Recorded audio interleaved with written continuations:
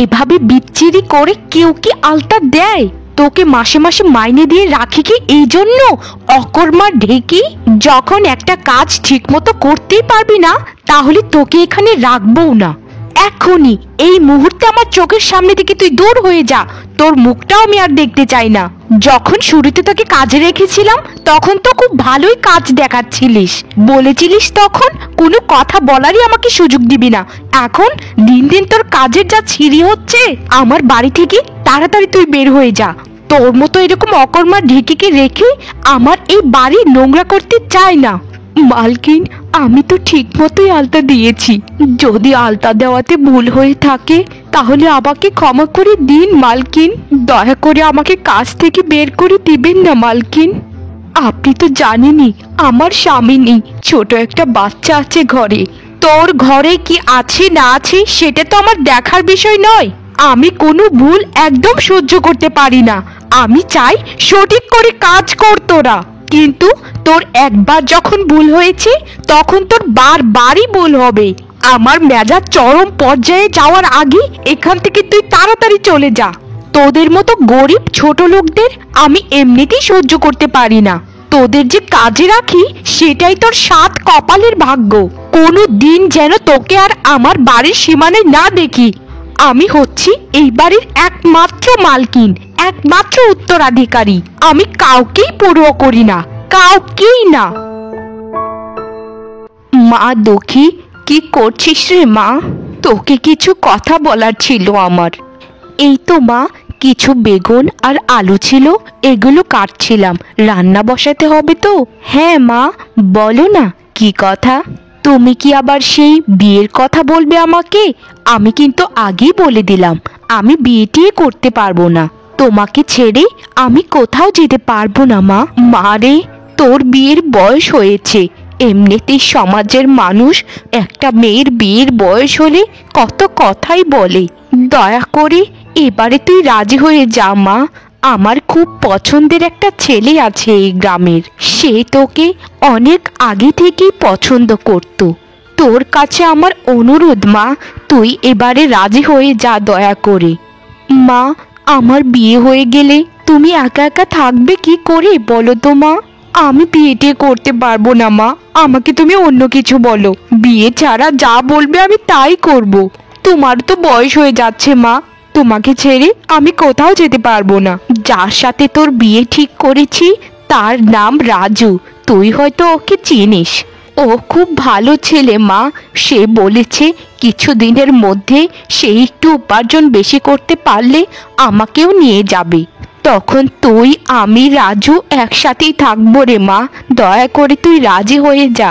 সেদিন পুচির মা আমাকে কত কথাই না বললো। বলছে, কেমন মা তুমি, ঘরে একটা দোষী মেয়ে থাকতে এখনো বিয়ে দিচ্ছ না? তোকে কেউ কিছু বলুক মা, এগুলো আমার একদম সহ্য হয় না। দয়া করে রাজি হয়ে যা না মা। ঠিক আছে মা, তুমি যখন এত করে বলছো তাহলে আমি রাজি। কিন্তু শোনো মা, বিয়ের কিছুদিনের মধ্যেও তোমাকেও কিন্তু আমার সাথে যেতে হবে।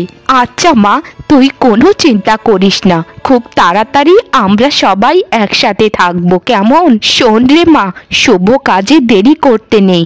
আমি রাজুকে বলেছি কাল চলে আসতে আমাদের বাড়িতে। ছেলেটাও এতিম, একা একাই থাকে, তাই সে বিয়ে করতে একাই আসবে, বুঝেছিস মা? আচ্ছা ঠিক আছে মা, আমি কাল তৈরি হয়ে থাকবো। আচ্ছা মা, তাহলে আমি এখন রান্নাটা করে ফেলি, কেমন? তারপর দুজন মিলে একসাথে জমিয়ে খাবো। বেগুন আলুর তরকারি আমার খুবই প্রিয় মা, তুমি তো জানোই। হ্যাঁ রে মা, আমি তো সব কিছুই জানি, তোর কোনটা প্রিয় কোনটা অপ্রিয়। ঠিক আছে মা, এখন তুই রান্না কর, আমি ভেজা কাপড়গুলো বাইরে রোদে শুকোতে দিয়ে আসি। ঠিক আছে মা, তাহলে তুমি যাও, কেমন? বাবা রাজু, তুমি তো সব কিছুই জানো বাবা। আমার মেয়েটার বাবা নেই, তোমার হাতে আমার সরল সোজা মেয়েটাকে তুলে দিলাম বাবা, তাকে তুমি সুখে রেখো। আমার মেয়েটা খুব ভালো মেয়ে বাবা, তোমাকে কোনো দিনও কষ্ট দেবে না। মা, আপনি তো জানেন আমারও মা বাবা নেই। আমি দুঃখীকে কোনোদিন কষ্ট পেতে দেবই না মা। আপনি নিশ্চিন্তে থাকবেন মা। আর কত করেই তো বললাম চলুন না মা আমাদের সাথে, কিন্তু আপনি বলছেন কিছুদিন পরেই যাবেন। না রে বাবা, আমি কিছুদিন পরেই যাব। তোমাদের জন্য প্রার্থনা করি তোমরা সব সময় সুখী হও। মা, আমার সাথে চলো না তুমি। তুমি তোমার জেদ ধরেই থাকো মা, আমার কথা একবারও তুমি শোনো না। শোনো মা, ঠিক মতো খাবার খেও।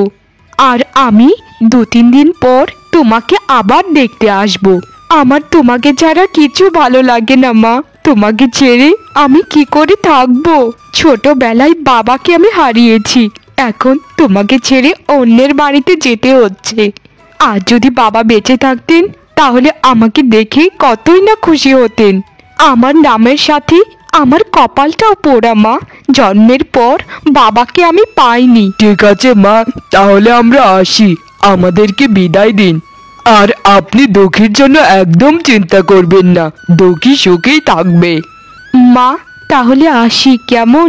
ঠিক আছে মা, তোরা সাবধানে যাস আর আমার কথা একদম ভাবিস না। দুঃখী, এই বাড়িটাই আমার। এই বাড়িতে তুমি থাকতে পারবে তো? তবে তুমি চিন্তা করো না, খুব তাড়াতাড়ি আমি ভালো একটা বাড়ি বানাবো। আমি খুব বেশি বেশি করে কাজ করব। এখন একটু আমার রোজগার পাতি কম আছে ঠিকই, কিন্তু খুব তাড়াতাড়ি আমি আরো কাজ করে বেশি রোজগার করব। তোমাকে আমি কোনো দিনও কষ্ট পেতে দেব না দুঃখী। এটা আমার স্বামীর বাড়ি, আর স্বামীর বাড়ি মানে আমার কাছে রাজপ্রাসাদ। সেটা হোক দালান কোঠা অথবা খড়ের ঘর। আপনি যদি আমার পাশে থাকেন তাহলে আমি গাছ তলাতেও থাকতে রাজি আছি। আর আপনার বাড়িটা মন্দ কিসের? এত সুন্দর একটা বাড়ি, মনে হচ্ছে কেউ এঁকে রেখেছে। আপনি আমার কথা এত ভাববেন না তো। তোমার নাম দুঃখীকে রেখেছে আমি জানি না, তবে তোমার মনটা আকাশের মতো বিশাল। আমি চেষ্টা করব দুঃখী, যেন তোমার ওই নামের মতো তোমার কপালটাও না হয়। যেন আমি সর্বোচ্চ চেষ্টা করব যেন তুমি সুখী থাকো সব সময়। জানো দুঃখী, আমার মা বাবা সেই ছোটবেলাতেই মারা গেছে। এরপর থেকে আমি একা একাই বড় হয়েছি। আমি আপনার কষ্টটা একটু হলেও বুঝতে পারি, কারণ আমারও বাবা নেই। কিন্তু মা ছাড়া একটা সন্তান কত কষ্ট করে যে বেড়ে ওঠে সেটা আমি কল্পনাই করতে পারবো না হয়তো। তবে আপনি চিন্তা করবেন না, আমি এখন আপনার জীবনে এসে গেছি, আর আপনার কোনো চিন্তা নেই।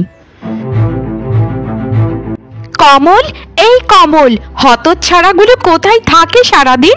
একবার ডাক দিলেও শুনতে পায় না। কমল, এই কমল, তাড়াতাড়ি এদিকে এসো, তোমার সাথে জরুরি আমার কথা আছে। হ্যাঁ হ্যাঁ মালকিন বলুন, আমি একটু বাগানে পানি দিচ্ছিলাম আর কি। বলুন না মালকিন, কি হয়েছে মালকিন আপনার? বলুন, আমাকে ক্ষমা করে দিন মালকিন, আপনি রেগে যাবেন না। আসলে তোমাদেরকে কাজে রাখাটাই আমার ভুল। একটা কথাও তোমরা ঠিক মতো শোনো না, একটা কাজও তোমরা ঠিক মতো করো না। শোনো, ঘরের কাজের মেয়েকে আমি তাড়িয়ে দিয়েছি। আমার একটা কাজের লোক লাগবে। লোক বললে ভুল হবে, একটা কাজের মহিলা লাগবে। মালকিন, এখন কাজের লোক পাওয়া অনেক কঠিন হয়ে যাবে। আর আমাকে ক্ষমা করবেন মালকিন, এই কথাটা আমাকে বলতেই হবে। আর আপনাকে ভয়ে আপনার বাড়িতে কেউ কাজও করতে চায় না, আমি জানি না কেন মালকিন। কাজ করতে চায় না সেটা তাদের ভুল, কারণ আমার বাড়িতে কাজ করলে আমি তাদেরকে যথেষ্ট মাইনে দেই। শোনো, তুমি আমার বাড়ির সামনে একটা সাইনবোর্ড টানিয়ে দাও, যেখানে লিখে দেবে কাজের লোক প্রয়োজন। তুমি তাড়াতাড়ি যত সম্ভব পারো একটা কাজের মহিলা আমাকে জোগাড় করে এনে দাও। আর শোনো, কাজের লোক না আসা পর্যন্ত বাড়ির সকল কাজ তুমি একা হাতেই করবে। তুমি আমার মৃত স্বামীর একজন বিশ্বস্ত মানুষ ছিলে, তাই তোমাকে আমি তাড়ালাম না। কিন্তু শোনো, আরেকবার যদি তোমাকে সঠিক সময়ে না পাই, সেই সময় কিন্তু তোমাকে এই বাড়ি ছেড়ে চলে যেতে হবে। এই কথাটা তুমি সবসময় তোমার ওই ঘিলু ছাড়া মাথায় ঢুকিয়ে রেখো, বুঝেছো? আর আমি তোমাকে যা কাজ দিয়েছি সেটা এখনই এই মুহূর্তেই কাজটা সেরে ফেলো। ঠিক আছে ঠিক আছে, এখন এখানে সংসেজে দাঁড়িয়ে না থেকে যাও কাজগুলো করে ফেলো। ঠিক আছে মালকিন, আর আপনার জন্য ঘি রান্না করব সেটাও একটু দয়া করে বলে দিন। দুপুরের খাবারও তো সময় হয়ে গেছে। আমি যে খাবারগুলো সর্বোচ্চ পছন্দ করি ওই খাবারগুলোই তুমি তৈরি করো। আর তুমি সব কিছুই জানো আমি কোন খাবারগুলো পছন্দ করি আর কোনগুলো অপছন্দ করি। ওগো, তোমার হঠাৎ করে কি হয়ে গেল? তুমি হঠাৎ করে এতটা অসুস্থ কি করে হয়ে যাচ্ছ বলো না? তোমার যদি কিছু হয়ে যায় তাহলে আমার কি হবে? সত্যি আমার নামটা মা বাবা ঠিকই রেখেছিল। আমি যেদিকেই যাই না কেন সেদিকেই পড়ে ছাড়খাড় হয়ে যায়। আমার মতো কপাল পোড়া মেয়ের ভাগ্যে যে আসবে সেও বিপদে পড়বে। দুদিন ধরে তুমি বিছানায় পড়ে আছো, তোমাকে ঠিকমতো খাবার খাওয়াতে পারছি না, ওষুধ দিতে পারছি না। আমি কি করব বলে দাও, তুমি বলে দাও। গন্নি, দয়া করে শান্ত হও না। বিধাতা যখন কাউকে অসুস্থ করে তখন কি কারো হাত থাকে বলো গিন্নি? কিন্তু দেখো না গিন্নি, মাত্রই তো আমাদের সুখের সময় শুরু হয়েছিল, তখনই আমার কি হয়ে গেল। আমি উঠেই দাঁড়াতে পারছি না গিন্নি। তোমাকে দেওয়া কথা আমি রাখতে পারছি না গিন্নি, আমাকে ক্ষমা করে দাও। সংসারটা কিভাবে চলবে গিন্নি সেই চিন্তাতে আমি আরো অসুস্থ হয়ে যাচ্ছি। শরীরের এই অবস্থা নিয়ে আমি তো উঠেই দাঁড়াতে পারছি না, কাজে কি করে যাব? আমি কি করব গিন্নি, আমি কিচ্ছু বুঝতে পারছি না, আমার মাথায় কিচ্ছু আসছে না। তুমি একটু চুপ করবে?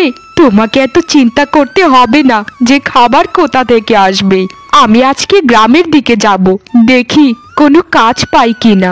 একটা যে কোনো কাজ আমাকে করতেই হবে, না হলে সংসারটা চালানো যাবে না। আর তোমার ওষুধপত্র তো লাগবে, তোমাকে তো সুস্থ হতে হবে নাকি? তোমার যদি কিছু হয়ে যায় তাহলে আমি বাঁচবো কি নিয়ে বলো না? তোমাকে যে আমি বড্ড ভালোবাসি গো। শোনো, আমি অহনার মায়ের কাছ থেকে কিছু চাল ধার করে এনেছি, ওগুলো ফুটিয়ে দুটো ভাত রান্না করেছি, আর পুকুর পাড় থেকে কিছু শাক তুলে রান্না করেছি। এখন তুমি একটু খাবে, বুঝেছো? আমি প্রার্থনা করব গিন্নি, সবাই যেন তোমার মতো এরকম সংসারী আর লক্ষ্মী গিন্নি পায়। সেই তো কিছুদিন হলো আমাদের বিয়ে হয়েছে, এখনই তুমি কত ভাবো আমাকে নিয়ে। আসলে গিন্নি, আমি মরে গেলেও আমার কোনো ইচ্ছে নেই, কারণ তোমার মতো গিন্নি পেয়েছি। কিন্তু আমি মরতে চাই না গিন্নি, আমি তোমার সাথে বাঁচতে চাই। মরার কথা একবারও তুমি মুখ দিয়ে আনবে না। এখন চুপচাপ একটু শুয়ে থাকো, আমি তোমার জন্য খাবার নিয়ে আসছি। তুমি খুব তাড়াতাড়ি সুস্থ হয়ে যাবে আমার মন বলছে। আর আমি একটু পর বের হব একটা কাজের উদ্দেশ্যে, তুমি একটু সাবধানে থেকো গো। কত জায়গাতেই তো খুঁজলাম, একটা কাজও আমাকে কেউ দিল না। জানি না কাজ পাবো কি না, তবে আরেকটু সামনে গিয়ে দেখি। আরে, এখানে যেন কি একটা লেখা আছে। আমি তো কিছু পড়ালেখা হলেও করেছি, একটু পড়ে দেখি তো। এখানে তো লেখা আছে জরুরি ভিত্তিতে কাজের মহিলা প্রয়োজন। হ্যাঁ হ্যাঁ, এখানে তো স্পষ্ট করে লেখা আছে এখানে কাজের মহিলা প্রয়োজন। হে বিধাতা, তুমি আমাকে সাহায্য করো যেন এই কাজটা কেউ না পায়। আমাকে এই কাজটার ব্যবস্থা করে দাও বিধাতা। আমাকে যেভাবেই হোক এই কাজটা আমাকে নিতেই হবে। আমার স্বামীকে বাঁচানোর জন্য কাজ আমাকে করতেই হবে। মালকিন, আমাকে দয়া করুন, আমার স্বামী খুবই অসুস্থ। আপনার বাড়ির সামনে একটা সাইনবোর্ড টানানো দেখলাম, সেখানে লেখা আছে একটা কাজের মহিলা প্রয়োজন। আমি কাজ করতে চাই মালকিন, দয়া করে আপনি আমাকে ফিরিয়ে দেবেন না, আমাকে কাজটা দিন মালকিন। আমি সারা জীবন আপনার কাছে কৃতজ্ঞ হয়ে থাকবো। সেটা তো আমার একটা কাজের লোক লাগেই, কিন্তু তোর কত বড় স্পর্ধা, তুই সরাসরি আমার শোবার ঘরে চলে এলি। তোর কত বড় সাহস! দয়া করে ক্ষমা করে দিন আমাকে মালকিন। কাউকে যে বলে ঘরের ভেতরে ঢুকবো সেটা আমি কাউকেই পাইনি বাইরে, তাই সরাসরি ঢুকে পড়েছি আপনার ঘরে। আমার কাজটা খুব দরকার মালকিন, আমাকে দয়া করুন, আপনার পায়ে পড়ছি। কাজ তো দেবই তোকে, কিন্তু শোন, অল্প টাকা মাইনে পাবি, আর সকাল থেকে সন্ধে পর্যন্ত এই বাড়িতে কাজ করতে হবে। যদি কোনো কাজ এদিক থেকে ওদিক হয়েছে তো তোর মাইনে কিন্তু কমে যাবে, আর বেশি বাড়াবাড়ি করলে তোকে এখান থেকে চলে যেতে হবে। তুই যদি এই শর্তে রাজি থাকিস তাহলে এখানে কাজ করতেই পারিস। আমি আপনার সব শর্তেই রাজি আছি মালকিন, তবু আমাকে কাজটা করতে দিন। আমার স্বামী খুবই অসুস্থ, কাজটা না করতে পারলে আমার স্বামীকে হয়তো বাঁচানো যাবে না। আমি এখানে আশ্রম খুলে বসিনি, তুই কাজ করবি আর কাজের মাইনে পাবি। এত আবেগে কথাবার্তা আমাকে শুনে কোনো লাভ নেই, কারণ আমি কাউকেই পরোয়া করি না, আর ছোট লোক গরিবদেরকে আমি একদম সহ্য করতে পারি না। কাজ যখন করবি তখন আমার থেকে 7 হাত দূরে থাকবি। ঠিক আছে মালকিন, আপনার থেকে আমি অনেক দূরে দূরে থেকে কাজ করব। ঠিক আছে, এখন যা, ঘরের যত কাজ আছে সব কিছু করে ফেল। আমি সব কাজ করে ফেলছি মালকিন, দয়া করে যদি কিছু টাকা আমাকে অগ্রিম দিতেন তাহলে স্বামীর জন্য কিছু ওষুধ কিনে নিতাম। ঠিক আছে ঠিক আছে, কাজ শেষ করে যাওয়ার সময় কমলের কাছে টাকা দিয়ে দিব, সেখান থেকে তুই টাকা নিয়ে যাস। স্বামীর কথা বললি যখন তাই দিলাম, আর ঘ্যান ঘ্যান না করে আমার চোখের সামনে থেকে দূর হয়ে যা।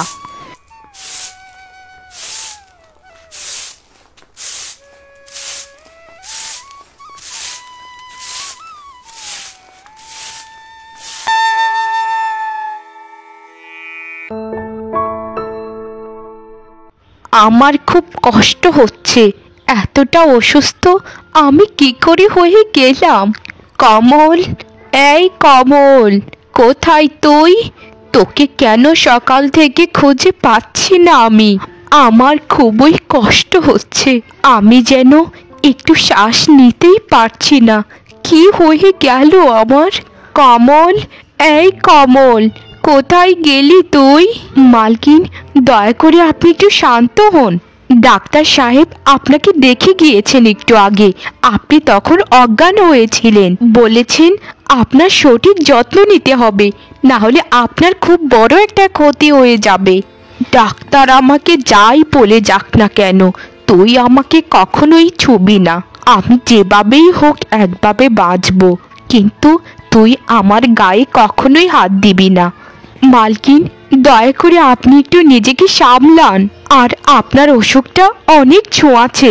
এই বাড়ির সবাই আপনাকে ছেড়ে চলে গিয়েছে, তাদের নাকি শরীরে এই রোগ ছড়াবে। কিন্তু মালকিন, আমি আপনাকে ছেড়ে যেতে পারবো না, কারণ আমি আপনার নুন খেয়েছি, তাই আপনার সাথে বেইমানি আমি করতে পারবো না। সবাই চলে গিয়েছে মানে? কমলও কি এ বাড়ি ছেড়ে চলে গিয়েছে? হায় রে, আমি কতটা অসহায় হয়ে পড়েছি এখন। আমি বাঁচতে চাই, যে কোনো মূল্যে হোক, আর আমার সকল সম্পত্তির বিনিময়ে হোক। আপনি বাঁচবেন মালকিন, আপনি বাঁচবেন। আপনাকে যে কোনো মূল্যে হোক আমি সুস্থ করে তুলব। তুই আমাকে কেন করবি সুস্থ? আমি তোদের সাথে কত খারাপ আচরণ করেছি, তবু কেন আমাকে বাঁচাতে চাস বলতো? আমাকে ছেড়ে দে না, আমি মরে যাই, এটাই ভালো। এই দুনিয়ার বোঝা হালকা হয়ে যাবে। দয়া করে এসব কথা বলবেন না মালকিন, মরার কথা মুখ দিয়েও আনবেন না। আমি আপনার কাছে হাত জোর করে বলছি, আপনি দয়া করে আপনাকে সেবা করতে দিন আমাকে। আপনার জীবন অতি সংকটে আছে। দুঃখী রে, তোর সেবা যত্নে আমি এতদিন পর দুনিয়াটাকে স্বাভাবিক দেখছি। তুই যদি আমার সেবা যত্ন না করতিস, না হলে আমি এতদিনে উপরে থাকতাম। আজ নিজেকে কেন জানি না এত ছোট মনে হচ্ছে, যা বলে বোঝাতে পারবো না। আমরা মানুষরা কত অসহায়, কিন্তু আমি কত অহংকারই না করেছি। মালিককে সেবা করাই আমার ধর্ম মালকিন। বিধাতার কাছে কত প্রার্থনাই না করেছি যেন আপনি তাড়াতাড়ি সুস্থ হয়ে যান। বিধাতা আমার ডাক শুনেছেন মালকিন, আপনি সুস্থ হয়ে গেছেন। দুঃখী রে, আমাকে তুই ক্ষমা করে দে বোন। আমি তোকে কত অত্যাচারই না করেছি, কত কথাই না শুনিয়েছি, আর দিন শেষে তুই আমার পাশে থাকলি। তুই আজ থেকে সুখীর বোন। তোর মা আর তোর স্বামীকে এই বাড়িতে নিয়ে আসবি, বুঝেছিস দুঃখী বোন? আমরা সবাই মিলে বাকিটা জীবন একসাথেই থাকবো। আমারও তো কেউ নেই। না মালকিন, এরকমটা হয় না। আপনার ঘরে এত বড় বাড়িতে আমাদের মতো গরিব মানুষরা থাকতে পারবে কি? কেন থাকতে পারবি না দুঃখী? আমি যদি তোর বোন হতাম তাহলে কি তুই আমাকে ফিরিয়ে দিতে পারতি? তোকে হাত জোর করে বলছি দুঃখী, আমাকে তুই ফিরিয়ে দিস না বোন। আমি চাই বাকিটা জীবন সবাই মিলেমিশে থাকবো। ঠিক আছে, আপনার কথাই আমি রাখবো। কাল সকালে সবাইকে নিয়ে বাড়িতে চলে আসবো। দুই সখী দুঃখী বোন মিলে একসাথে থাকবো।